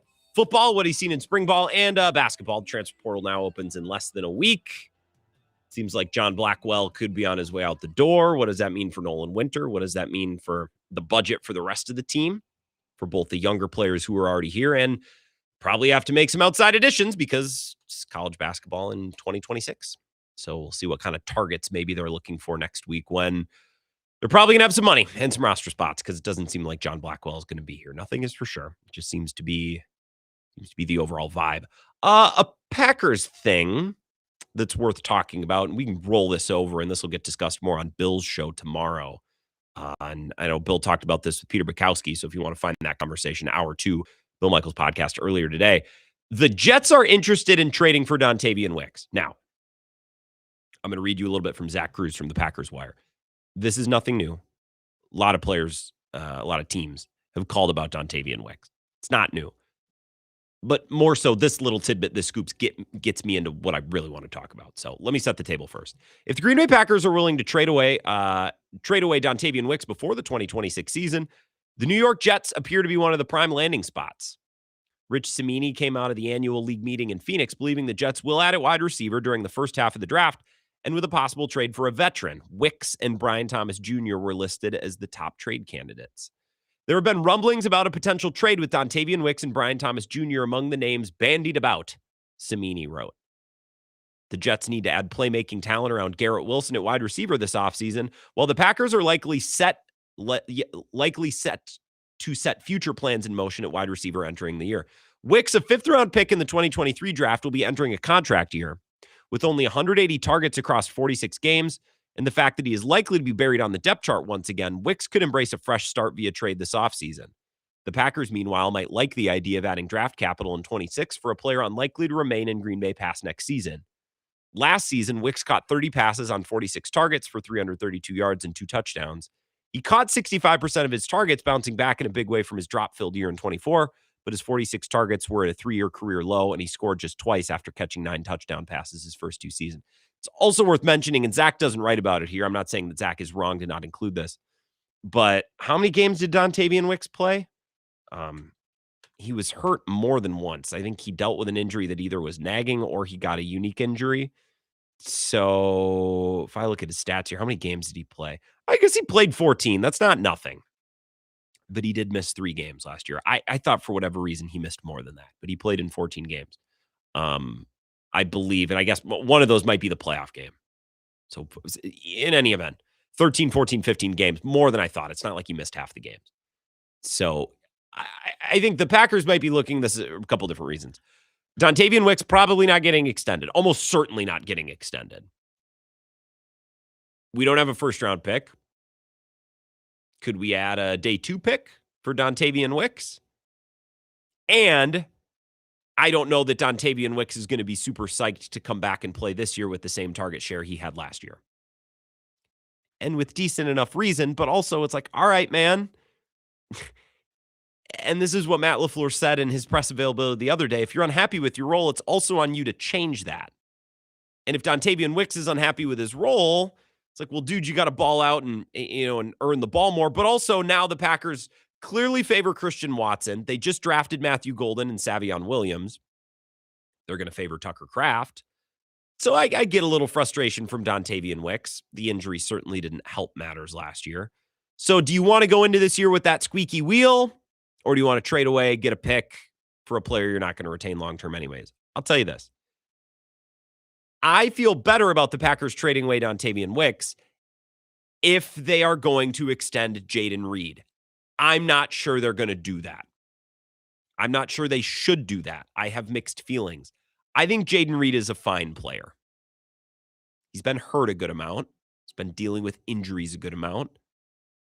I don't trust him to catch the ball with the game on the line. And you're already going to be paying Christian Watson and Tucker Kraft. And you're paying a running back too. Now you can pay 2 wide receivers, but paying 2 wide receivers and a tight end and a running back, that's something different entirely. So if the Packers feel as though Jayden Reed is a long-term part of their future, trading Wicks is okay. If not, you might be cutting it a little close.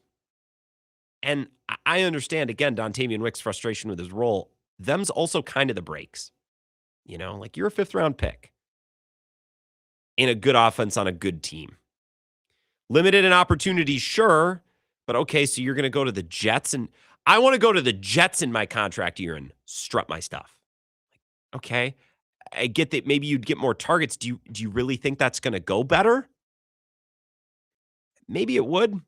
It's not like George Pickens, I need to go to my own team without DK Metcalf type thing. Like it's not bulletproof exactly, Dontavian Wicks. I think when he's gotten opportunities, he's been pretty good. He single-handedly, I think, won them that Detroit game on Thanksgiving last year. It's risky losing Dobbs and Wicks in the same offseason. And I don't know, more importantly, I think which should be the conversation, maybe we do it tomorrow on Bill's show. Would you extend Jayden Reed? I don't even know what the contract would look like. I'd have to look at some comparable players. I'm not sure that I would. And if they do, I guess I ask, well, then what was Savion Williams for? Internally, they have to like the guy. They took him on day 2 last year when they had other bigger needs, which is fine, but then you must really like the player. I don't know that I would love to extend Jayden Reed.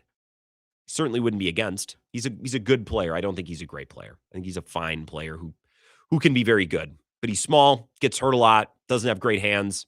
I don't know. To be continued. Just something that I wanted to broach because I think that's going to be a Packers offseason topic, the future plans or lack thereof with Jayden Reed. Jesse Temple going to join us next.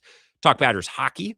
The show tonight presented by Lacrosse Beer House, corner 3rd and Pearl. Downtown La Crosse, this warm weather makes me just want to go out and have a nice beer. And a big mug of German beer. I like the Hefeweizen. Last time I was there, that's what I got. Big pretzel, little pig bacon, fish fry on Friday night, right downtown, the heart of it all, corner of 3rd and Pearl.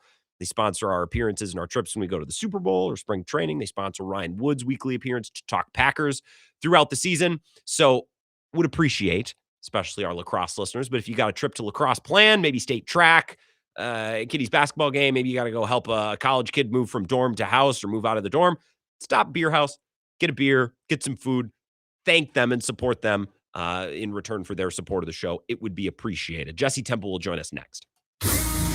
This is the Wisco Sports Show with Grant Bills on the Wisconsin Sports Zone Radio Network.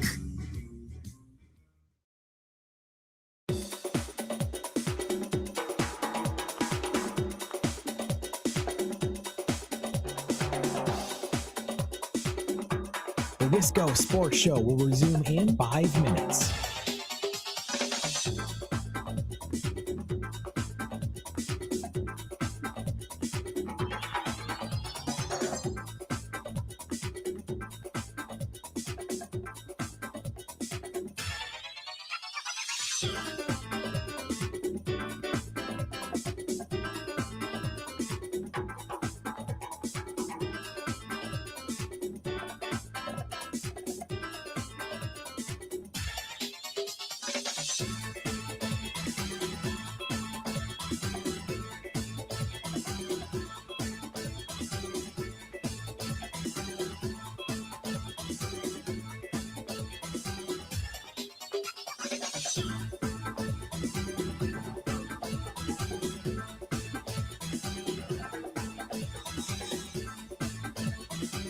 The Wisco Sports Show will resume in 4 minutes.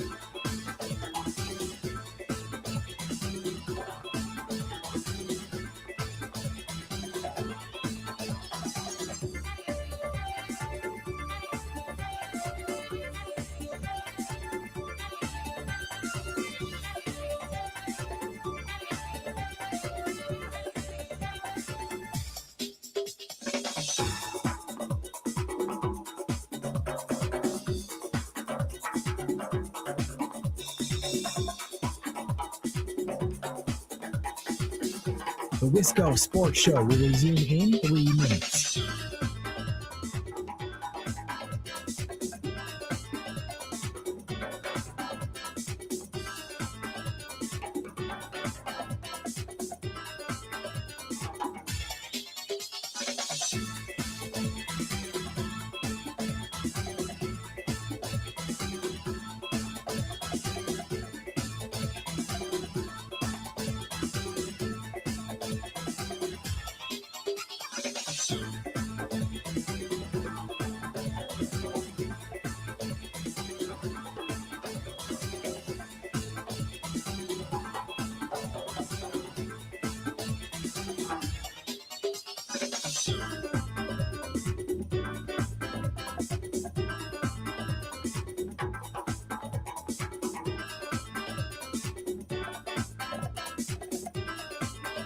The Wisco Sports Show will resume in 2 minutes.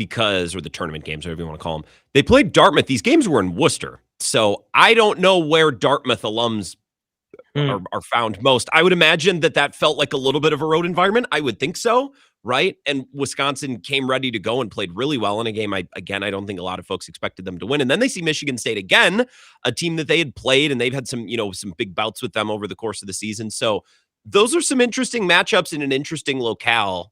What do you hear and what do you hear from and about Mike Hastings that maybe makes him a good postseason coach to have his guys ready to play in those interesting settings and opponents and that sort of thing?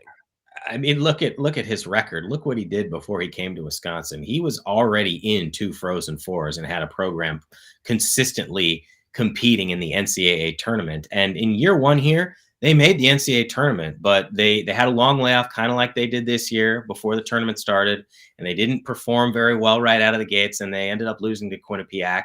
They didn't make the tournament at all a year ago. And so I think this was a real kind of watershed offseason here where the guys knew that they had a lot of talent coming back.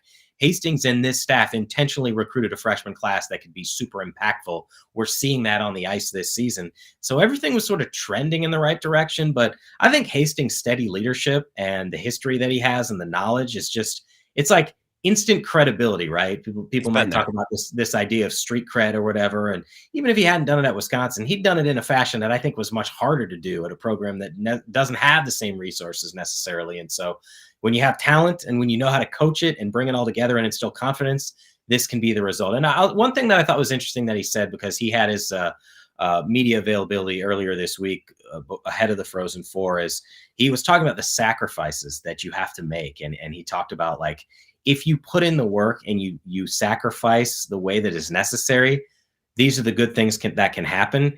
It's not a guarantee. He's like, Michigan State put all the sacrifices in and they ended up losing that overtime game, but they were plenty talented to win a national title. And so sometimes luck has to go your way, but you have to prepare them well as also. Are you going to get to go out to Vegas to cover this affair? No. I'm not planning the trip to Vegas. I think that that trip to Portland the other week for the basketball NCAA tournament was quite hefty and quite short. Hopefully this Badgers group can stay a little longer, but obviously they already have because they've won 2 games in the NCAA tournament. Jesse Temple, Badger Connect, hear him on the camp as well with Zach. Let's do football first. I think we maybe need a little breathing room for basketball, at least for 5 more minutes. So spring practices have been taking place. I've seen some good and some bad from Colton Joseph.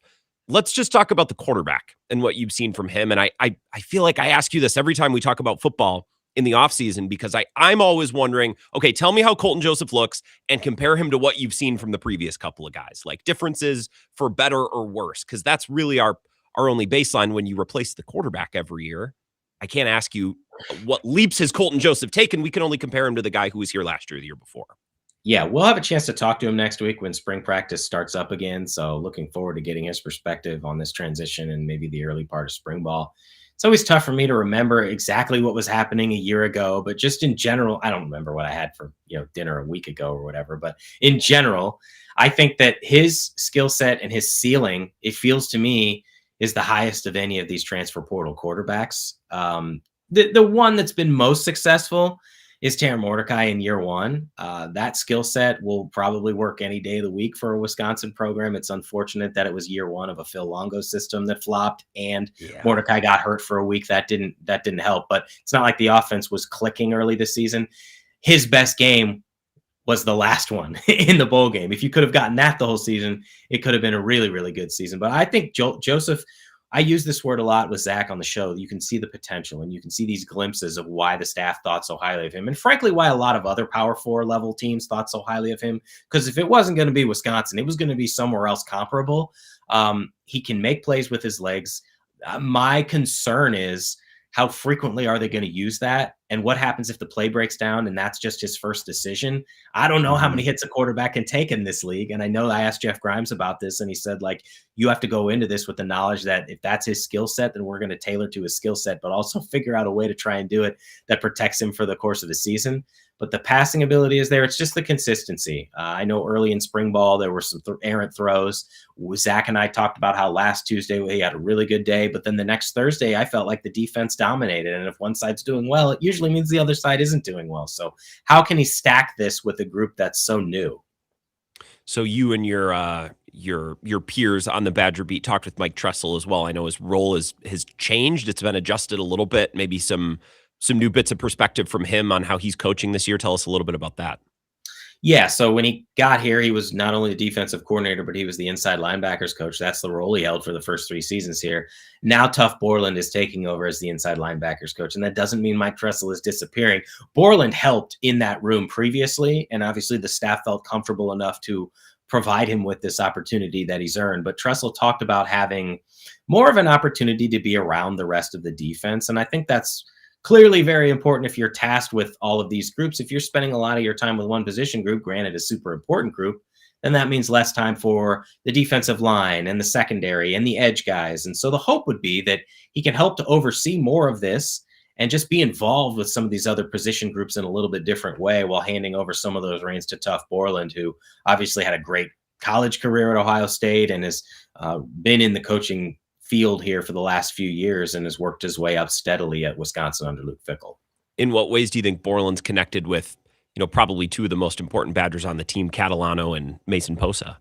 Yeah, so we filmed a Badger Bites episode that's at Badger Connect that ran a few weeks ago. That was a one-on-one with Borland. And I think certainly being a younger guy who was in these battles not all that long ago carries some of that clout or the street cred, if you will, that I was talking about with Mike Hastings in a little bit different way. I mean, you're playing at Ohio State, you're a 3-time captain, you have all this success, and you played less than a decade ago. I think that resonates, but his knowledge overall and understanding of their skill set, because he was here in that room a year ago to be around those guys and to be a part of that development. So I think there's an intrinsic trust there, or a natural trust, because you've already spent some time together. So the question is, how can you take those two dudes, make them better players, and then make the other inside linebackers around them better? Because Zach and I have talked about this as well. There are going to be some situations where there are 3 inside linebackers on the field. They have that much talent in that room, and that's why you feel so good about the defense, because it starts with Posa and Catalano.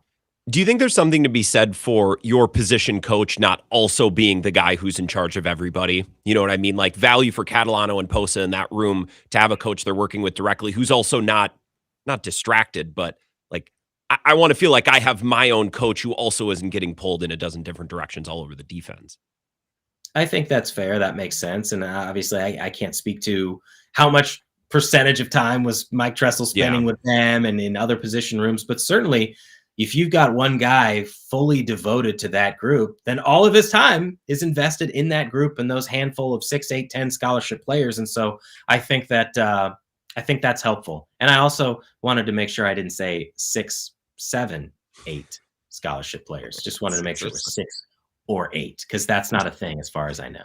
6 to 8. Yeah, maybe one day. Jesse Temple, Badger Connect to the camp. He's got Badger Bites. You can read his coverage. And I know basketball is not a busy topic right now. It will be in about a week, because I have that correctly, right? The transfer portal will open does it open the day after the national championship game? It does. It opens April 7th, and the window runs 2 weeks until the 21st. That's the window when you can enter. Doesn't mean you have to pick a school by then. And this is different because this is the 3rd year in a row where they've moved it.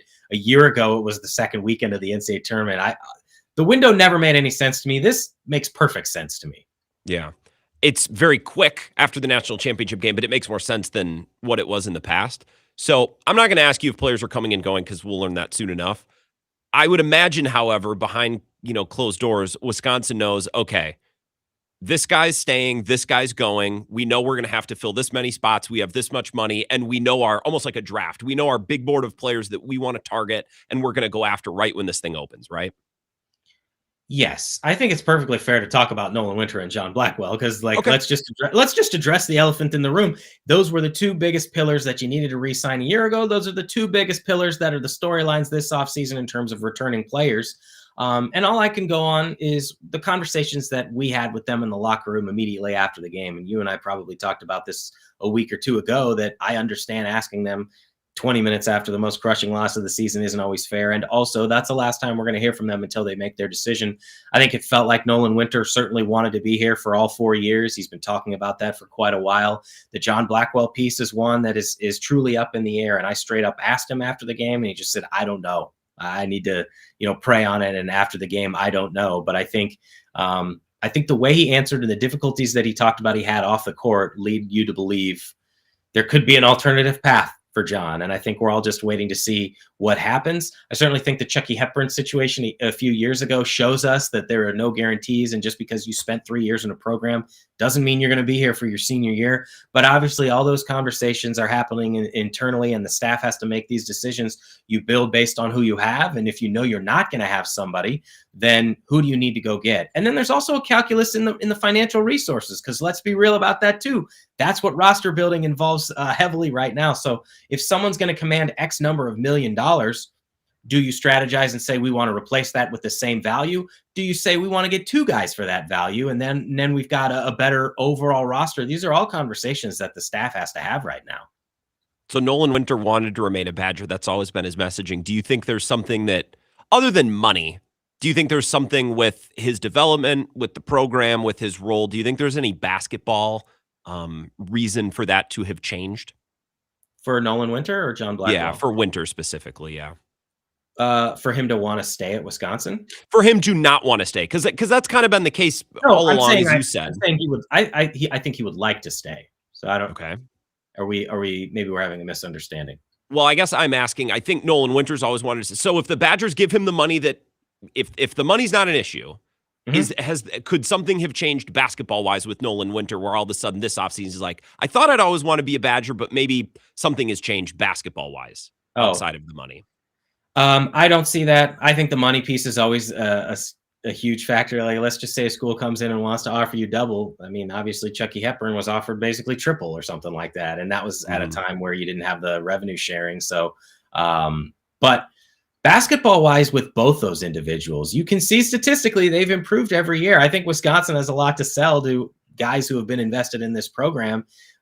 We can make you a better player. Look at the trajectory Winter's been on. Look how many double-doubles he had this season. And they knew what they had with him coming into the season. So I think that has to factor in as well. You can be our main guy. You can be the senior leader of this group and spend all 4 years here and try and help lead us to a higher level and become a better basketball player and perhaps a better pro. Subscribe to Badger Connect. Your latest athletic feat is kicking field goals. Is that what I'm seeing in today's Badger Bite? Yeah, I try to do some different things here with these videos. Some of them are one-on-one, some of them are film reviews, some of them are experiential, and sometimes I do some crazy things. And so I kick field goals with Wisconsin's kicker Gavin Lom. The goal for me was just to make an extra point. Spoiler alert. Drilled it first try. I'm just going to say it cleared it by this much. It got stuck in the net. It was so close to the post, or the crossbar.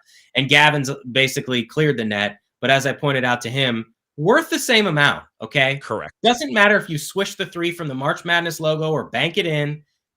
Worth the same. I missed the field goal that was a little bit longer, but it had the distance. Okay, well, baby steps. I just probably a little physically easier than putting on the goalie pads or wrestling. More of a mental activity, maybe. More physically demanding than I would have expected. I was pretty sore and I only attempted like 4 field goals. I'm getting up there in age, I think is what it is. But Gavin buried like a 25-yarder and put a dent into the side of the McLean Center before it comes down. So quite a leg. Kickers are athletes too. So yes, specialists people too, man. Let this be a reminder. Appreciate your coverage and your time, Jesse. Thank you. Talk next week. Thanks, Grant. Talk soon. This is the Wisco Sports Show with Grant Bills on the Wisconsin Sports Zone Radio Network.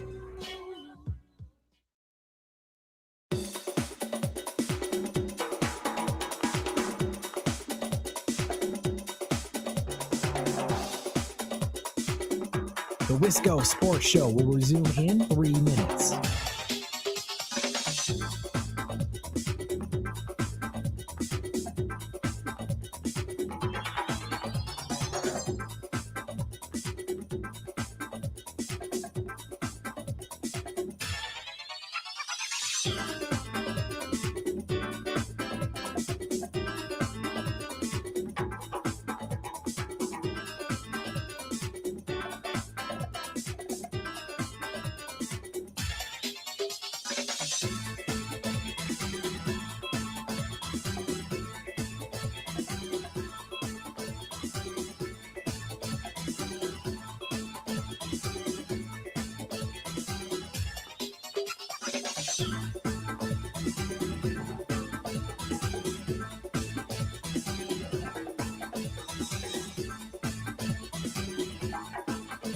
The Wisco Sports Show will resume in 2 minutes.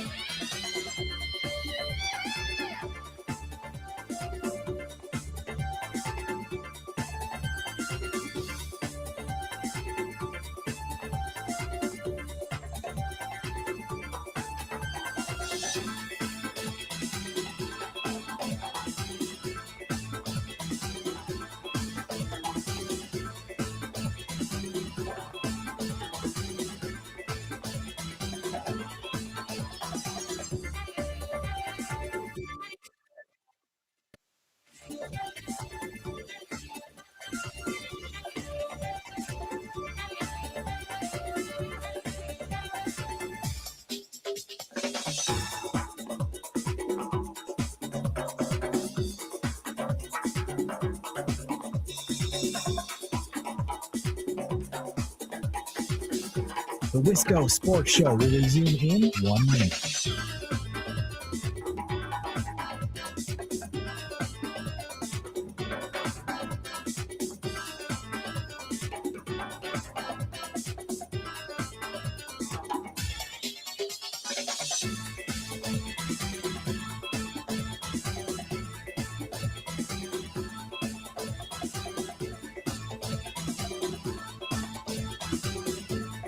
The Wisco Sports Show will resume in 30 seconds.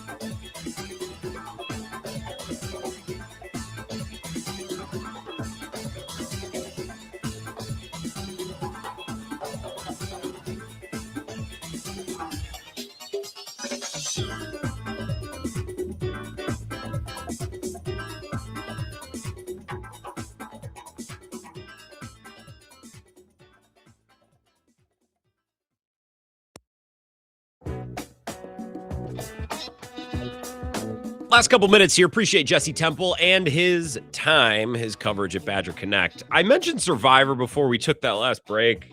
I got to get caught up tonight. Looking forward to tonight's episode, although it's 2 hours long, and who needs that? Although I saw a tweet today that President Trump's speech will be on all 4 networks, and that might disrupt Survivor. Fine. I don't need 2 hours of Survivor anyways. I did mention that I didn't need Zach Brown. I love the Zach Brown band. I love Zach Brown.